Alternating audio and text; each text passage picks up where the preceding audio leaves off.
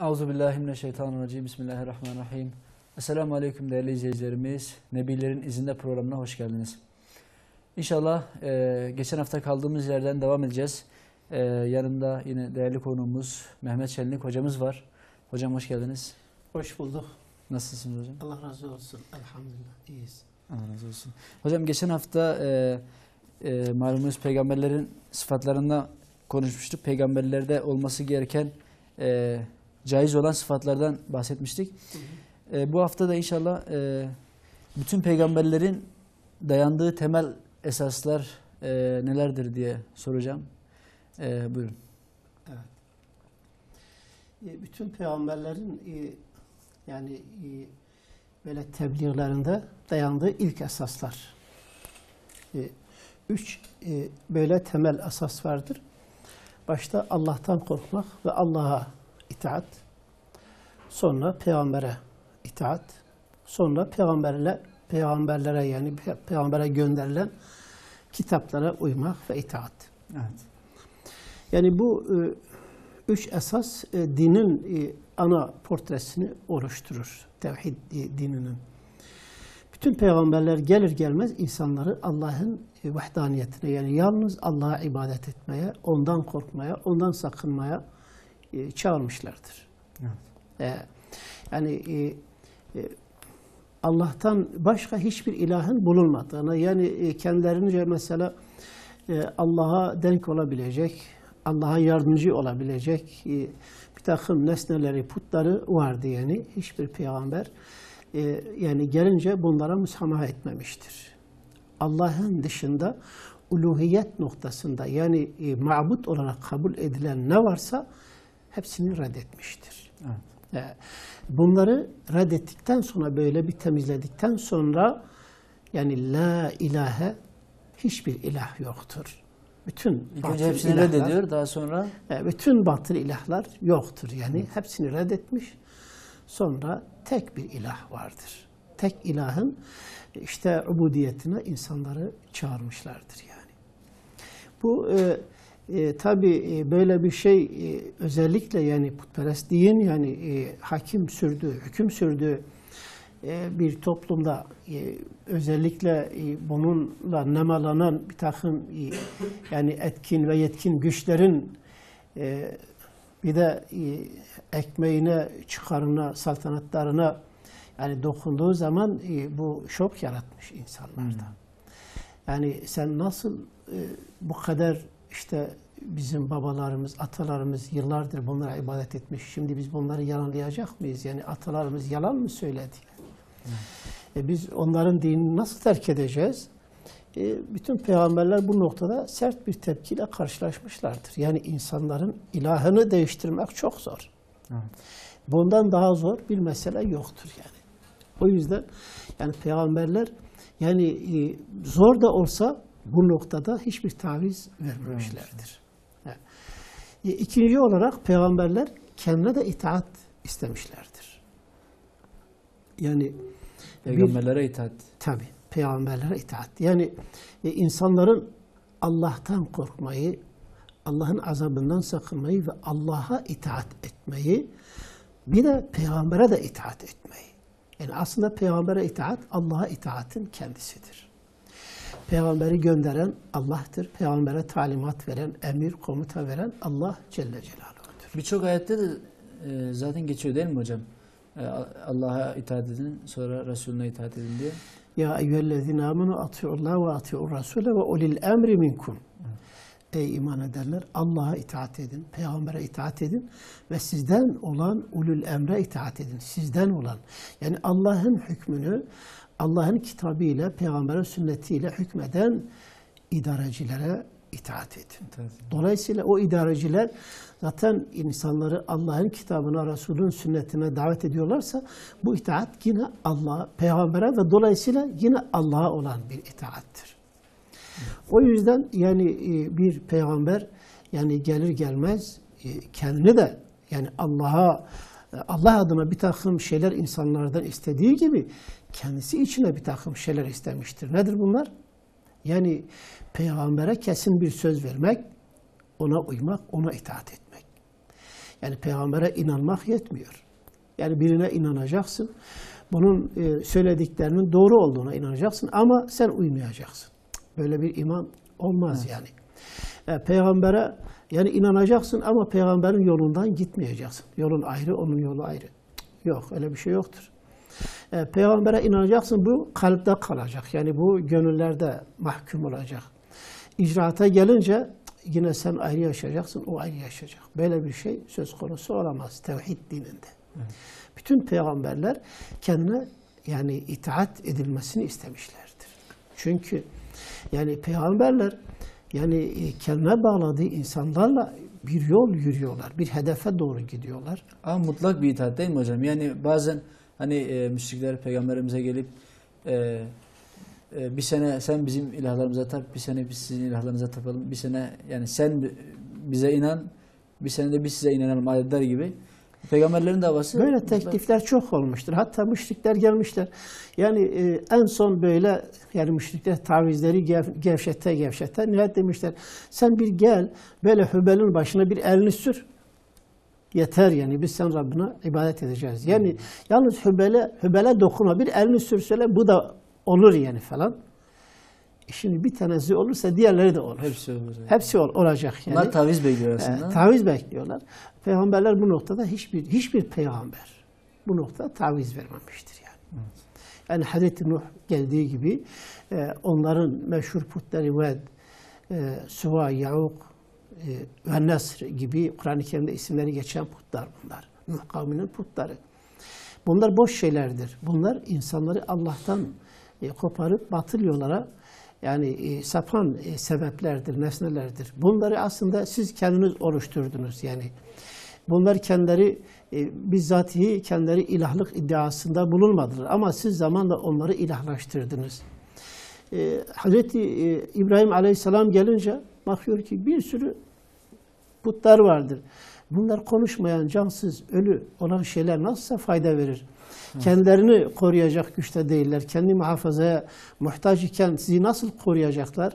Ve nihayet kabul ettirilmiş nihayet putları kırdıktan sonra böyle canlı olarak göstermiş onlara. Yani görün bak bunlar yani boş şeylerdir bunlar. Yani kendini koruyamazken sizi nasıl koruyacaklar? Gördükten sonra nihayet insanlar demek ki inanmak istemedikleri zaman veyahut nefislerine yedirmek istemediği zaman yine yanaşmayacaklar. Nemrut ve Nemrut'un avaneleri yine yanaşmamışlardı yani. Peygamberimiz Aleyhisselatü Vesselam yani gelince Kabe etrafında yılın günleri sayısınca putlar vardı. 360 tane put. Değil mi? 366 tane put oraya döşenmişti. Bunların işte ilah olmadığını Allah Allah sen nasıl böyle bir şey sen atalarını mı yalanlıyorsun? Atan Abdülmuttalip bunlara tapardı. Sen nasıl onun dinine karşı çıkıyorsun? Vallahi benim ve sizin de büyük atamız İbrahim'di. İbrahim hiçbir zaman putlara tapmadı yani. Hanif'ti. Hanif'ti yani o yalnız Allah'a ibadet etti. Siz de İbrahim'in dini üzerine olduğunuzu söylüyorsanız işte bizi bağlayan yegane nokta orasıdır. Gelin bütün bunları silin, atın. Yalnız ve yalnız Allah'a ibadet edin. Tabii Peygamber işte yani bütün bunları söylerken insanların kendisine uymasını istiyor. Yani kendisinin getirmiş olduğu hükümlere uymasını.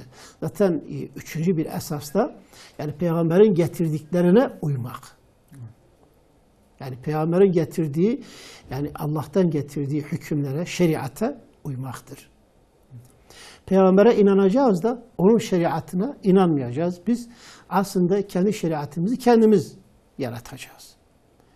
Yani yasama, yargı ve yürütme organları var ya, evet. İşte bunları biz işleteceğiz. Yani Allah'tan bu işi aldık, Peygamber'den de aldık, kanunları da biz yaratacağız, biz koyacağız.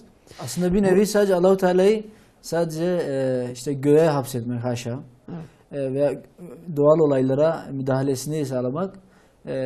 Sosyal işte insanlar arası ilişkiler, bütün kanunları biz yürütelim, biz koyalım, biz şey yapalım. Günümüz tağutlarının da yaptığı gibi değil mi hocam? İşte bu üç kaideyi ortadan kaldırdığı zaman ne oluyor? Şöyle bir mefhum ortaya çıkıyor. Allah göklerdedir, işi orada. Yerdeki işler bize aittir. Hı. o gökteki işlere baksın. Ama biz yeryüzünün ilahları bizleriz. Biz kanun vaz ederiz. Peygamber ahiret işleriyle ilgilensin. İnsanları işte cennete, cehenneme, yani nasıl gidecek, cennetin ve cehennemin nasıl yerler olduğunu, orayla alakalı şeyler anlatsın. Dünya işleriyle ilgili Peygamber burnunu işlerin içine sokmasın. Evet. Bunu demek istiyorlar yani. Yani bu dünya işlerini biz düzenleyeceğiz. Peygamber karışmasın. İnsanlar Peygamber'e inansınlar da ama bizim peşimizden gelsinler. Evet. Bize itaat etsinler, bize uysunlar. Kanunlara gelince Peygamberin şeriatına değil de bizim vaaz ettiğimiz kanunlara insanlar uysunlar. Bu direkt Allah'ın görevine müdahale, Peygamber'e müdahale, Peygamber'in getirmiş olduğu kitaplara, şeriata müdahaledir. Evet, tevhid dini bunu kabul etmez. Dolayısıyla bütün peygamberler gelir gelmez bu üç esası evvela oturtmak için mücadele etmişler. Allah'a itaat, peygamberine itaat ve Allah'ın kanunlarına, göndermiş olduğu şeriatlara uymak ve yaşamaktır. Hocam, şimdi bu üç temel esası anladık. Bunun dışında baktığımız zaman bütün peygamberlerin şeriatlarında ana temel konular var. Yani nasıl mesela dinin korunması, canın korunması, aklın, yani 5 tane maddesi var. Kitabınızda da bunları güzel açıklamışsınız. Allah razı olsun. Dinin korunmasında başlayacak olursak, yani dinin korunmasından amaç nedir? Bütün peygamberlerin ortak şeriatlarında olan şey. Buna aynı zamanda şeriatların ruhu deniliyor. Şeriatların ruhu. Yani bütün şeriatların ortak noktası. Bütün peygamberlerin üzerine ittifak ettiği, hiçbir peygamberin döneminde değişmeyen ana çizgiler, ana kriterlerdir. 5 esas. Dinin korunması, canın korunması, malın korunması, neslin korunması ve aklın korunması. Bunlar korunma altına alınmıştır. Bütün peygamberler işte bu 5 esası korumak için bunlar üzerine ittifak etmişlerdir. Yani dinin korunması, örneğin tevhid dininin korunması. Yani halkın oluşturmuş olduğu veyahut yani putperestlikle yani dogmatik olan şeyler değil. O dinlerin, yani her dinin korunması değil. Hani günümüzde özellikle Batı emperyalizminin insanlara aşıladığı bir zihniyet var. Evet. Her kişinin inancının korunması. Allah Allah. Şimdi her kişi tevhid noktasında insanların inancına karışılmaz. Yani temelde Allah'a inanıyorsa Yahudi olsun, Hristiyan olsun bunların dinine dokunulmaz. Ama Allah'tan başka şeylere tapılıyorsa, putlara tapılıyorsa putperestlik hiçbir dönemde korunmaya alınmamıştır. Hiçbir dönemde. Hiçbir peygamber putperestliğe karşı müsamahakar davranmamıştır. Aslında onu yok etmek için. Bilakis onu yok etmek için peygamberler gelmişler. Yani tevhidi yani muhafaza etmek için putperestliğe savaş açmışlardır peygamberler.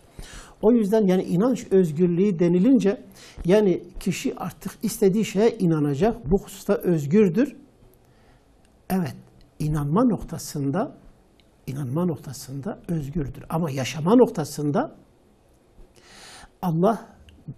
Allah'ın kulu olduğunu, Müslüman olduğunu söylüyorsa bir putperestin yaşadığı gibi yaşayamaz. O yüzden dinin korunması vardır. Dinin özünü birileri bozuyorsa buna müsamaha edilmez. Yani biri gelip İslam dinine müdahale ediyor. Tamam, kendisi başka bir din mensubuysa o ayrı. Ayet-i kerimedeki... Ama İslam dinine müdahale ediyorsa, bunu bozuyorsa müminler topyekun olarak buna karşı sorumludular. Allah'ın dinini muhafaza etmekle yükümlüdüler. Peygamberler Allah'ın dini, tevhid dinini muhafaza etmişlerdir. Bu hususta taviz vermişlerdir. Çünkü Allah katında geçerli olan din tevhid dinidir, İslam'dır. İnned dine indallahil İslam. Allah katında geçerli olan din İslam'dır. Bütün peygamberlerin dini İslam'dı. Yani bazıları zannediyorlar ki İslam sadece Muhammed Aleyhisselatü Vesselam'ın getirdiği bir dinin adıdır. Hayır. Öncekilerde İbrahim de, Musa da, İsa da Müslümandılar. Kur'an-ı Kerim öyle söylüyor. Evet. İbrahim Aleyhisselam işte kâne hanifen muslimen. O tek Allah'a inanan Müslüman idi diyor. Dolayısıyla yani bu İslam, yani tevhid dini bütün peygamberlerin yani sürekli muhafaza edilmesi için görev yaptığı, titizlikle üzerine durduğu bir dindir. Dinin bozulmasına, dinin tahrif edilmesine müsaade etmemişlerdir.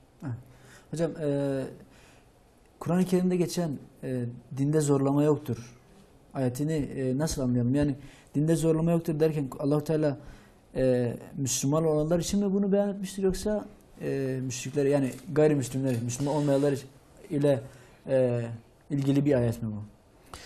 Dinde zorlama yoktur, din seçmekte.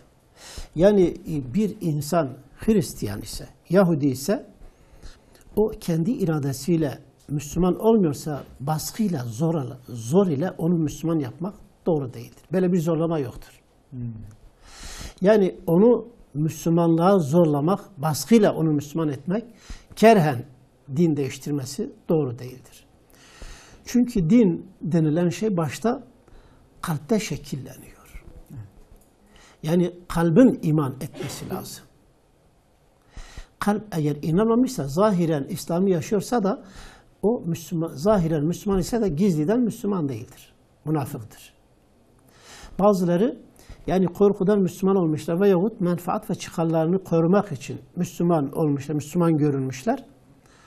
Allah Celle Celaluhu bunları gizli kafir olarak nitelendirmiştir. Ve kafirlerle aynı kategoriye, cehennemde hatta kafirlerin kafirlerden daha aşağı cehennemin en alt tabakasında azap göreceklerini beyan etmiştir. Aslında hocam burada yani insanlara İslam'a mesela zorla İslam'a girmelerine müdahale etmek, hadi onlara baskı uygulamak İslam'ın yararına olmuyor o zaman. Zaten öyle. İnsanları münafıklığa itiyor bu sefer. Baskı insanları münafıklığa itiyor. Yani kalben değil de yani bedenen Müslüman görünüyor ama kalben başka yerde. Başka valide ise bu dine zarar verir başta yani. Karşıdakine ziyade dine zarar verir. Ama yani Müslüman olduktan sonra yani Müslümanlığını ilan ettikten sonra o insan İslam'ı yaşamak zorundadır. Yani dini vecibeleri, dinin içindeki hükümleri keyfe bağlı olarak değil. Terk edemez. Terk edilemez onlar. Yani her insan, her Müslüman örneğin Müslüman olmuşsa farz olan şeyleri, namazı kılmak zorundadır. Oruç tutmak zorundadır. Zekatı varsa vermek zorundadır. Hacca yani iktidarı varsa gitmek zorundadır. Bunlar insanın keyfine bağlı değildir. Yani birileri dinde zorlama yoktur. İslam'ın hükümlerini, farzları ortadan kaldırıyorlar. Böyle tepeliyorlar. Evet. Ne demek bu? Yani Allah'ın dini insanların keyfine mi bağlıdır? Bu kelime bilinçli söyleniyorsa küfürdür. Bilinçli olarak yani dini yaşamak insanların özgürlüğüne bağlıdır. İnsanlar özgürdür. İsterse yaşarlar. Yani isterse oruç tutar, isterse tutmaz. Müslüman olduğunu söyledikten sonra ben Müslümanım kimliğinde Müslüman yazıyor. Anası babası Müslüman ama yani ben özgürüm. Kimse benim özel hayatıma karışamaz. İstesem namaz kılarım, istesem kılmam. Buyurun camiler açıktır. İsteyen camiye, isteyen buyurun nereye? Böyle bir ifade küfürdür. Yani Allah'ın dinini, Allah'ın farzlarını tepelemek demektir. Allah'ın dini insanların keyfine bırakmak demektir. Hayır. Allah'ın dini insanların keyfine göre değildir. Bir insan Allah'ın dinini seçmişse Allah'a, Rab, Peygamber Muhammed Aleyhisselatü Vesselam'a Peygamber olarak inanmışsa, Kur'an-ı Kerim'e inanmışsa, Kur'an'ın hükümlerini yaşamak zorundadır. Yaşamadığı takdirde gerek dünyevi gerek uhrevi hükümler tahakkuk eder. Şu misale aslında İslam hocam, hakimse dünyevi hükümler uygulanır. Hakim değilse ahirette uygulanır yani. Mutlaka onun cezasını çeker yani. Diyemez. Valla işte benim canım istemedi. Beni sarmadı. Ben namaz kılmak bana ağır. Elbette ağır gelecek. Yani günde 5 vakit, ondan sonra git abdest al, namaz kıl. Ondan sonra işini bırak, mesaini bırak, yorul, uykunu terk et, istirahatını terk et. Nedir? Namaz kılıyor. İnsan bunu Allah'ın emrini bilmezse, ibadet bilincine sahip değilse elbette zor gelir. Zaten münafıklara ağır geliyor ibadet etmek yani. Değil mi? Hele hele uykusunu terk etmek. Yani sabah namazı onlara çok ağır gelir. Bunlar namazı bir zorlama olarak biliyorlar. Ama Allah'ın bir emri olduğunu herhalde unutuyorlar. Evet. Aslında bu hikaye, bir tane hikaye, meşhur bir hikaye aklıma geldi hocam. O gemiye binip de alttan gemini su almak için geminin altını delen kişinin misali gibi. Şimdi Müslümanlar yani o gemidekiler ona müdahale etmese o gemiyi batacak bir su alma uğruna. Tabii evet. Müslüman olduktan sonra aslında ibadetlerin de söz konusu. Dinin korunması böyle bir şey. Evet. Yani seyirci kalındığı zaman hepsini beraber batıracaktır. Batacaklar. Hocam teşekkür ederiz. Bir araya gitmemiz gerekiyor. Zaman su gibi akıp geçiyor. Değerli izleyicilerimiz, kısa bir aradan sonra tekrar buradayız inşallah.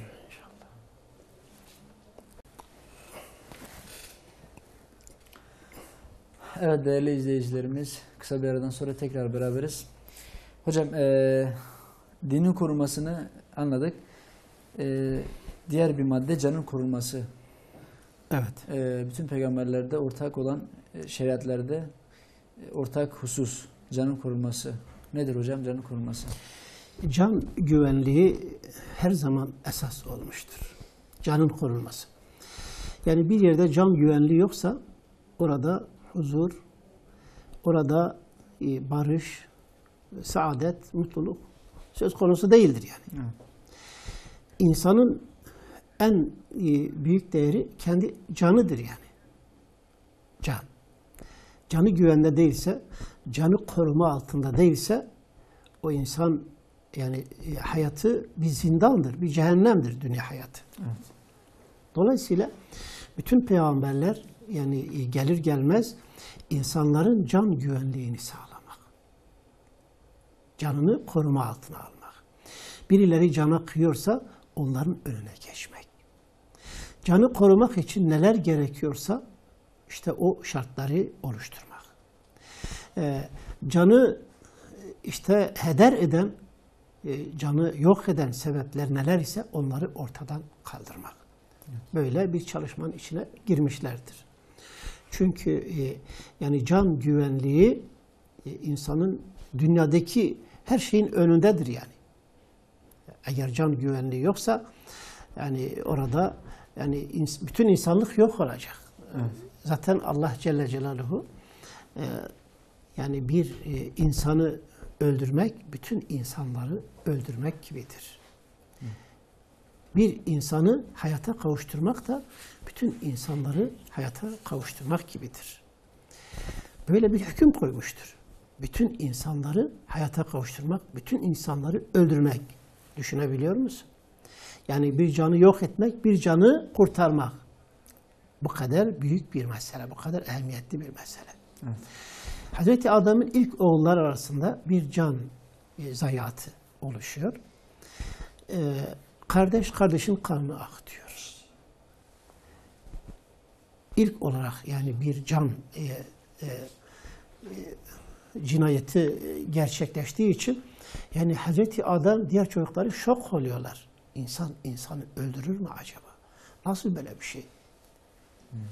Demek ki öldürür. İnsan bazen nefsine uyduğu zaman veyahut öfkesine kapıldığı zaman can öldürür. Bir can değil, nesilleri artık. Bazen de can öldürmeyi hedefleyen muzur birileri vardır. Onlar eğer engellenmezse gerekirse o muzur canları canlara kıyan insanların canı o zaman heder edilir. Bu da bir hükümdür. Canın korunması için. Yani umumun canını korumak için o zaman birileri bu umuma kastediyor, kıyıyorsa işte onu bertaraf etmek gerekiyor. Yani onun canına kıymak ise en nihai noktadır yani başta değil. Nasihat edilir. Ondan sonra caydırma noktasında neler varsa, hangi şartlar varsa onlar oluşturulur, gerçekleştirilir. Ama en nihayetinde bu insan illa kan içicidir. Cana kıyıyor, can öldürüyorsa o zaman onun canı heder olabilir yani. Dolayısıyla bütün peygamberler yani canı korumak için yola girmişken gerekirse yani azgın düşmanlara karşı savaşmışlar da. Düşmanın canına da kıymışlardır. Yani insanlık düşmanı. Ondan sonra maddi ve manevi değerler düşmanı, toplumun asayişini bozan insanları durdurmak için peygamberler bu mücadeleyi de vermişlerdir. Ama temel esas canı korumaktır. Canın korunmasıdır. Yani İsrailoğulları bir zamanlar bunu ihmal ettiği için Allah onları büyük bir şeyle imtihan etti. Dedi ki kendi kendinizi öldürün. Siz bu görevi yapmadığınız için, cana kastedenlere engel olmadığınız için kendi kendinizi öldürün denildi yani. Bu ağır bir cezaydı. Bu onlara has bir şey. Başka topluma böyle bir şey yani böyle bir zorlama yapılmamış ama yani onlara ibret olsun. Açıktan görevlerini ihmal ettikleri için Allah-u Teala onları bu gibi şeyle yüze getirdi yani. Dolayısıyla onların yaptığı bir ihmal gibi bizler de böyle bir ihmalkarlığa gitmeyelim. Bütün insanlar yani böyle bir şey bir daha yaşanmasın, tekerrür etmesin diye yani bir cana kıyan insanı bertaraf etmek lazım. Canı korumak lazım. Cana değer vermek lazım. Canın korunması için, sağlığı için neler gerekiyorsa bunlar yapılmalıdır. Şimdi günümüzde bazı noktalarda canın korunmasında biraz fazladan ehemmiyet veriliyor yani. Örneğin yani bir çocuk dünyaya gelmeden önce pek dikkat edilmiyor. Hatta çocuk ana rahminde katlediliyor. Kürtajla vesaire alınıyor yani. Bu bir can kıyımıdır. Yani bu bir cinayettir. Yani çocuk eğer oluşmuşsa örneğin yani canlanmışsa o çocuğun alınması katildir. Ama yani dünyaya geldikten sonra sakat da olsa böyle artık yani ne kadar özürlü cihetleri, yönleri varsa da bu defa dünyanın paralarını doktorlara yedirerek onu buradan oraya, oradan oraya gezdiriyorlar, tedavi ettiriyorlar yani. Neden böyle yapıyor hocam? Yani burada bir ifrat ve tafrit vardır. Yani canın korunması noktasında ifrat ve tafrit vardır. Yani canlar dünyaya gelmeden önce engelleniyor. Dünyaya geldikten sonra artık ne de olsa onun yaşanması gerekir yani. Yani şimdi çocuk dünyaya geldiği zaman çocuk ölebilir yani. Bırakın kendine rahat ölsün. Özürlüyse yani insan ölmesini istemez ama nihayet illa böyle yani onu götürüp böyle işkence ettirmek, nihayetinde böyle doktorlarında şey yapıyorlar, nihayet o çocuk ölüyor. Veyahut o çocuk böyle özürlü kalıyor yani. Ama yani sağ çocukları ana rahminde katlediyorlar. Bu da işin madalyonun o bir tarafı yani. Canın korunması yani böyle değildir. Eğer can değerli bir şeyse canlar çoğalsın. Yani Aleyhisselatü Vesselam buyuruyor ki evleriniz, çoğalınız, kıyamet gününde sizin çokluğunuzla ben iftihar edeceğim diğer ümmetlere karşı. Bizim çoğalmamızı istiyor. Biz bunu engellemeye çalışıyoruz. Peki bunu engelleyen kimlerdir? Bu cana kıyanlar, bizim neslimizi sınırlandıran, neslimizi kurutan insanlar, nesil düşmanları. Yahudilerdir. Yeryüzünde Yahudi neslinin çoğalması için neler gerekiyorsa onu yapıyorlar. diğer insanların neslinin için. korunması değil, kuruması için neler gerekiyorsa onu yapıyorlar. Doğum kontrolü adı altında ne kadar ilaçlar varsa Yahudi fabrikalarında üretiliyor. Ve Amerika tarafından bir yardım olarak veriliyor insanlar. Biz size yardım ediyoruz. Geri kalmış devletlere, gelişmekte olan devletlere. Böyle bir oyun sahneleniyor yani. İnsanlar yani acaba bu noktada canın kıymetini biliyorlar mı? Can düşmanlarının kimler olduğunu biliyorlar mı? İşte kendi canlarına kıyanların kimler olduğunu ya bilmiyorlar ya da biliyorlar da kandırılmışlar yani farkında değiller yani. Evet. Hocam bu günümüze baktığımız zaman hani geçmiş dönemlerde de yüzyıllarda da yaşanmış olaylar, Moğol istilası ve bir sürü canlı. Şu anda da mesela günümüzde birçok İslam coğrafyası da oluk kan akmakta. Yani bu insanlar niye bu kadar kan dökmeye hevesliler? Niye bu kadar kan içici bir şeyler var, yapılar var? Yani neden böyle yapıyorlar hocam? Bir insan Allah'tan korkmayınca kan döker tabii. Hatta yani böyle insanları illa baskı altına, tahakküm altına almak isteyen insanlar, diktatörler, tağutlardır bunlar. Allah'a rağmen kendi hükmünü insanlara geçirmeye çalışan tağutlardır. Peygambere rağmen peygamberin şeriatını rafa kaldırıp kendi çıkardıkları kanunları insanlara uygulayan yani tağutlardır. Allah'ın kitaplarına rağmen Allah'ın kitaplarını gerekirse ibadet kitabı diye o konuları serbest bırakmış da dünya hayatıyla ilgili, yaşayışla ilgili kendilerinin çıkardığı hükümleri insanlara dayatıyorlar. Bunlar işte kendi dinlerini hakim kılmak istiyorlar. Allah'ın dini değil.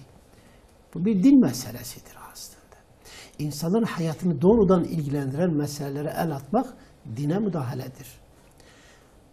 İnsanların hayat şekline müdahale etmek cana müdahaledir.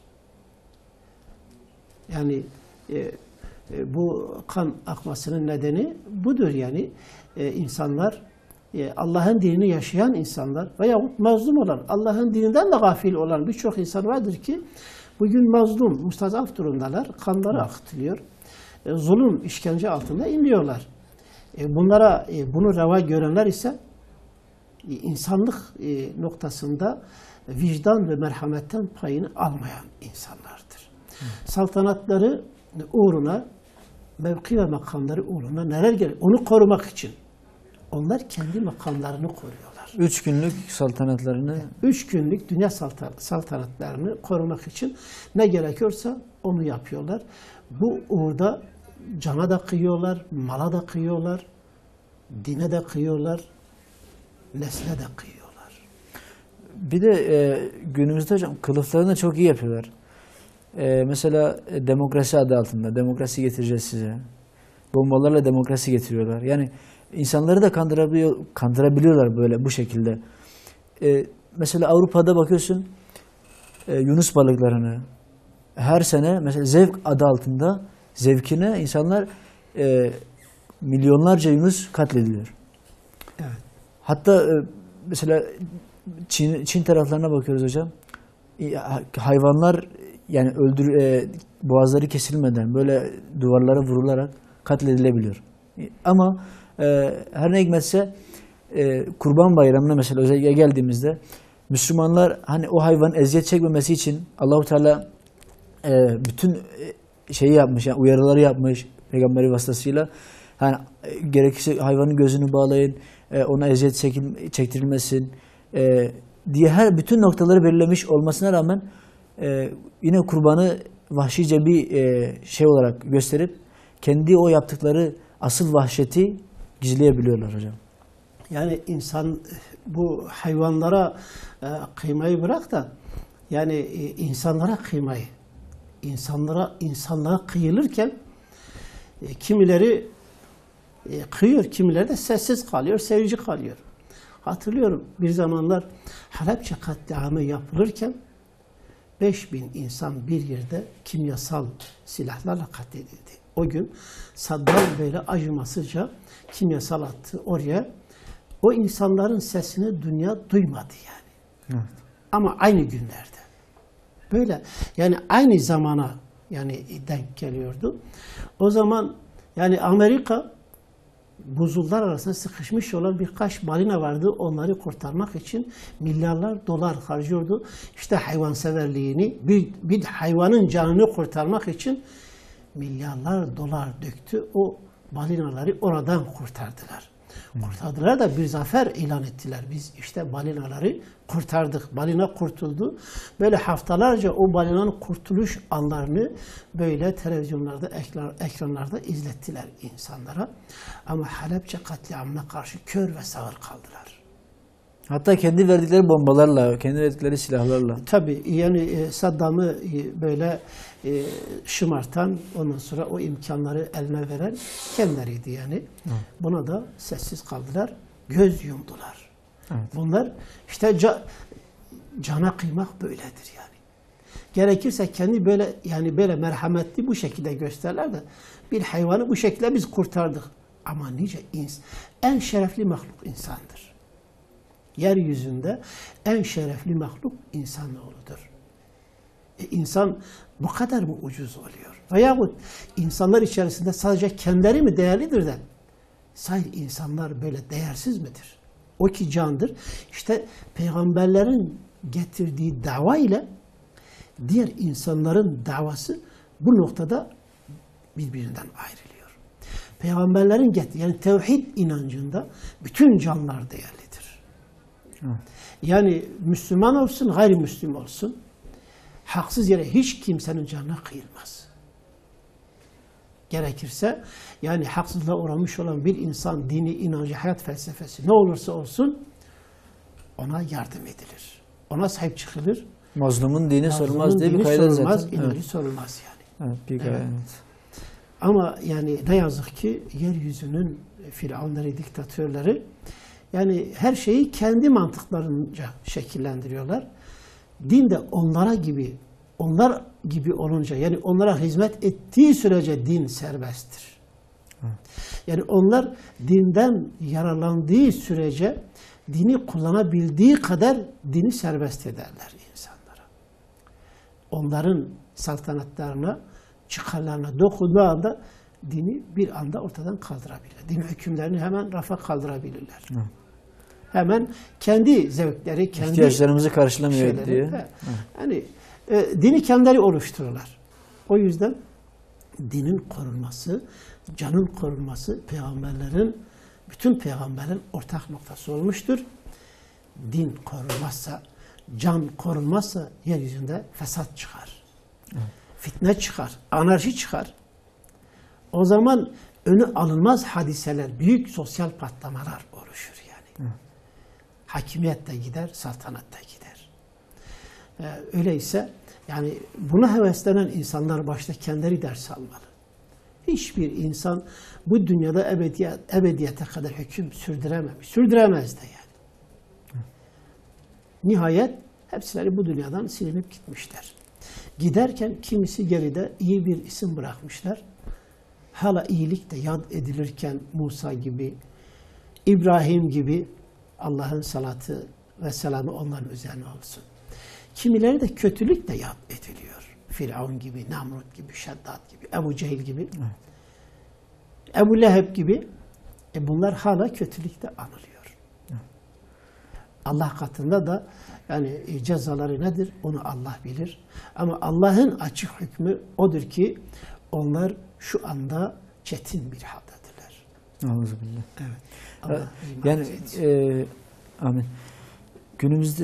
Günümüz insanların kafalarına yerleştirilen bir hususta mesela hocam, işte özellikle Peygamber Efendimizin hani kan dökücü olması, kanın dökmeyi çok sevmesi, peygamberlerin hani rejim, idam tarzındaki şeyleri böyle büyük böyle teleskoplarla büyüte çok büyük bir olaymış gibi getirip hani kendi katliamlarını, kendi şeylerini örtmeye çalışıyorlar. Böyle bir durum var söz konusu hocam. Şimdi peygamberler Allah'ın onlara göndermiş olduğu hükmü uyguluyorlar. Peygamberlerin şeriatı budur. Allah bir caninin katledilmesini mubah görmüşse peygamber gözünü kırpmadan bunu yapar. Niye?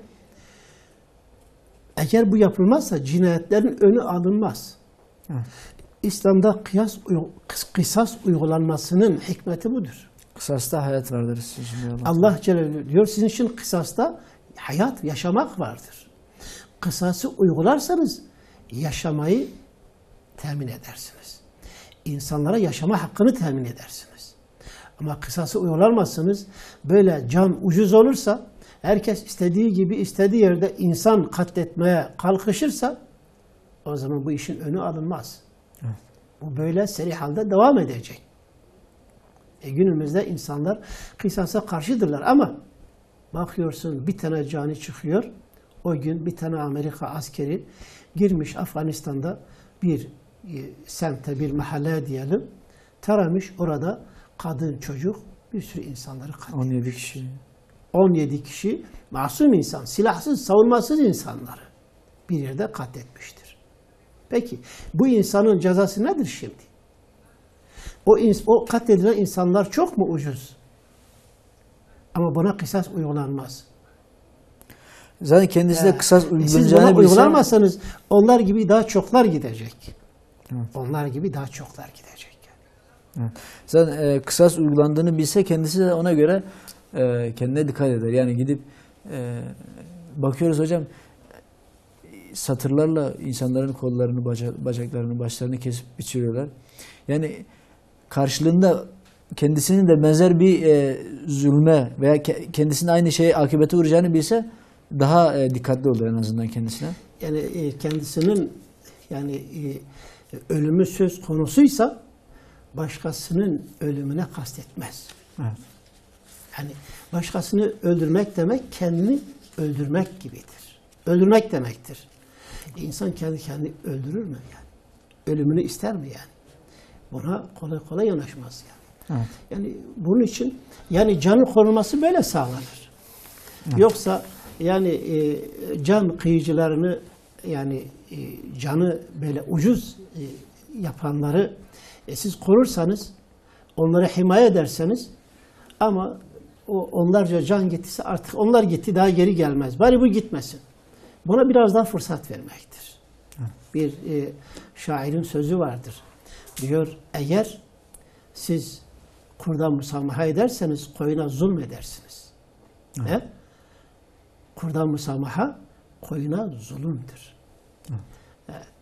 Yani savunmasız insanlara değil, güçlü insanlardan yana onlara yani imkan verirseniz savunmasızlar daha çok heder olur. Yani. Çok katledilecek, evet. Daha çok kanlar akacak diyorsunuz hocam. Allah razı olsun. Bugün de programımızın sonuna geldik. Hocam süre gerçekten su gibi aktı. Allah razı olsun. Cümlemizden inşallah. Evet, değerli izleyicilerimiz bugün de programımızın sonuna geldik. Haftaya aynı saatte görüşmek umuduyla Allah'a emanet olun. Esselamu Aleyküm ve Rahmetullahi ve Berekatuhu. Aleyküm Selam.